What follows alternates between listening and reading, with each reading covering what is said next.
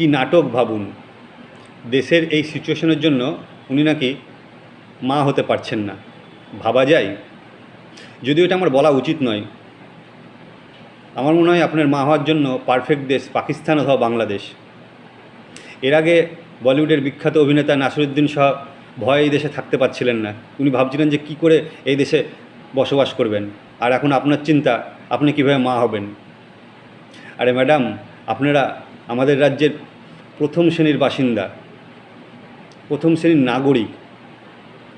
অনেক অনেক ছেলে মেয়ে আপনাদের দ্বারা ইন্সপায়ার হয়। আর আপনাদের মুখের ভাষা যদি এরকম হয় তাহলে সাধারণ নাগরিকের কী হয় ভাবুন।